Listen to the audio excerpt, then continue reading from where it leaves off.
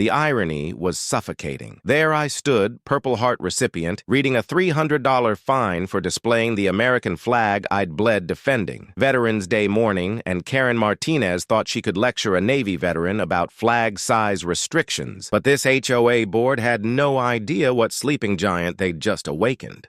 By the end of this story, their precious clubhouse would have a new owner, and Karen would be holding meetings in her garage. Drop a comment and tell me where you're watching from, because you're about to witness the most satisfying veteran versus HOA takedown in internet history. My name is Marcus Rodriguez, and 6 months ago, I was just another burned-out software engineer looking for peace after selling my cybersecurity company. But I'm also a 15-year Navy veteran who served 3 tours in Afghanistan and earned a Purple Heart when an IED nearly took my left leg. When I bought the house at 47 Maple Creek Drive, the realtor promised a quiet community with reasonable HOA guidelines.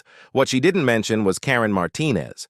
Karen's the type of HOA president who measures grass height with rulers and calls code enforcement when your mailbox is 2 shades off regulation beige. She's got that manufactured authority that comes from reading HOA bylaws like scripture and treating homeowners like tenants in her personal kingdom. My first red flag should have been the welcome packet. 47 pages of regulations covering everything from acceptable doormat colors to approved dog breeds. But I was focused on healing, both physically and mentally, after leaving the service. The house had a perfect workshop in the garage where I could work on motorcycles, and the backyard faced the woods. It seemed like exactly what I needed. Veterans Day arrived crisp and clear. I'd planned something special, installing a proper flagpole in my front yard with a 4x6 American flag, the same size we flew on base. This wasn't just decoration. This flag represented everybody I'd lost, every mission we'd completed, every morning I'd watched Old Glory rise over forward operating, bases in hostile territory. I spent the morning digging the hole, mixing concrete, getting everything perfect. The flag went up at exactly 1400 hours, 2 p.m. civilian time, with the same precision we'd used overseas. I stood at attention, saluted, and felt something I hadn't experienced in months: pride. The flag was beautiful against the autumn sky, snapping in the breeze like it was announcing to the world that a veteran lived here. I called my old squad leader, sent photos to my VA counselor, even video called my mom so she could see it. For the first time since leaving the service, I felt truly at home. That lasted exactly 18 hours. Sunday morning, 0800 sharp, my doorbell rang like machine gun fire. I opened it to find Karen Martinez in her Sunday power suit, clutching her HOA clipboard like a weapon and looking angrier than a drill sergeant who'd found contraband in the barracks. "Mr. Rodriguez," she snapped, "your flag is in violation of Community Guidelines Section 12.3.4. Maximum flag size is 3i5 feet, and installation requires prior architectural approval." I stared at her, processing what I'd just heard. "Ma'am, are you seriously telling a combat veteran that his American flag is too big?" "The size of the flag is irrelevant," she replied with the sensitivity of a tax audit. "Rules are rules. You have 48 hours to replace it with a regulation-compliant flag or face a $300 fine followed by $50 daily penalties." That's when I noticed her little entourage, 3 other board members lurking behind her like backup singers, nodding along to her Suburban tyranny. One of them was actually taking photos of my flag like it was evidence in a war crimes tribunal. "This flag," I said slowly, feeling my blood pressure rising, "flies over military bases where American soldiers are defending your right to stand here and complain about it." Karen's response was peak HOA privilege. "Your military service doesn't exempt you from community standards. Mr. Rodriguez, the flag disrupts our neighborhood's visual harmony." After they left, I did what any good veteran does when facing enemy contact: reconnaissance. I pulled out my laptop and started researching Maple Creek Estate's property records, HOA incorporation documents, and financial filings. 20 years of military training taught me one thing: know your enemy better than they know themselves. What I discovered was beautiful. The Maple Creek HOA had been struggling financially for 3 years. Their clubhouse, a 4,000 square foot building where they held their monthly power trips,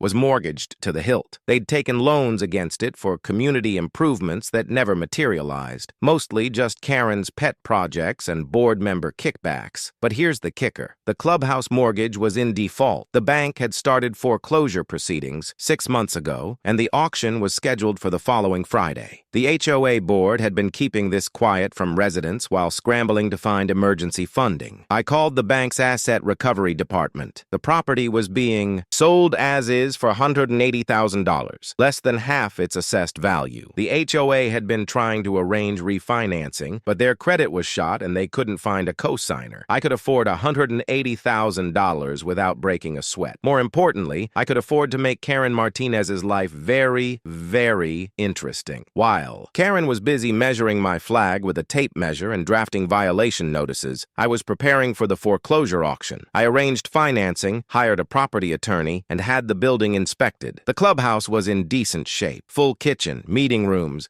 even a small gymnasium that the HOA used for their community events. Friday morning arrived like Christmas and my birthday rolled into one. The auction was held on the courthouse steps at 10 a.m. I showed up in my best suit, cashier's check in hand, ready to make the HOA's worst nightmare come true. Karen and 2 board members were there, looking desperate and whispering frantically with some lawyer who clearly hadn't brought good news. When they saw me, Karen's face went white. "What are you doing here?" she demanded. "Same thing as you, ma'am. Looking to acquire some real estate." The auctioneer called for bids. Karen's lawyer raised his hand. $180,000. I raised mine. $181,000. The lawyer looked confused, whispered with Karen, then bid $185,000. $190,000. I countered. This continued for 10 minutes. Every time they bid, I went higher. Karen was literally shaking with rage, realizing she was in a bidding war with the veteran she'd been harassing about his flag. At $220,000, their lawyer shook his head and stepped back. Karen tried to bid with money she didn't have, but the auctioneer required proof of funds. Going once, going twice,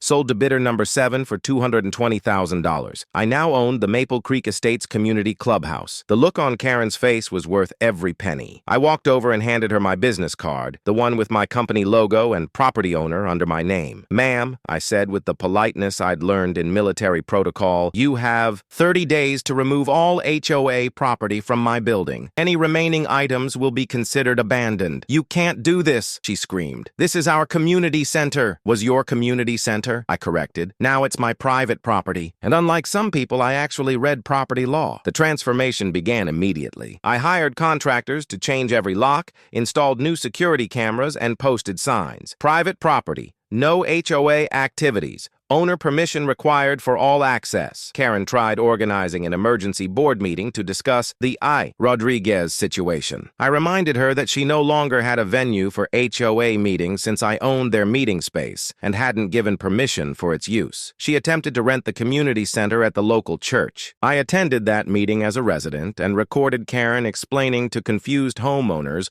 why their HOA fees had been going toward mortgage payments on a building they'd just lost to the veteran they'd been harassing. The questions that followed were beautiful. "Wait, our HOA fees were paying a mortgage? Why didn't you tell us the clubhouse was in foreclosure? You tried to fine a veteran for his American flag while you were losing our community center?" Karen tried to maintain control, but the room turned against her faster than enemy fire. 3 board members resigned on the spot. 2 others called for her immediate removal as president. Within 2 weeks, Karen Martinez was voted out as HOA president by the largest margin in community history. The new board president, a retired teacher named Mrs. Patterson, came to my house personally to apologize for the flag violation and ask if we could discuss community use of the former clubhouse. I invited her in for coffee and showed her my proposal. The building would become a community veterans center, offering support services, job placement assistance, and meeting space for local veteran organizations. The HOA could use it for legitimate community functions, but only with advance permission and respect for its primary mission. Mrs. Patterson almost cried when she saw my plans. "This is exactly what our community needs," she said. Karen was so focused on controlling people, she forgot we were supposed to be helping each other. The grand opening happened on Veterans Day, exactly 1 year after Karen's flag violation. We hosted a ceremony honoring local veterans, raised a proper 4x6 American flag on a 25-foot pole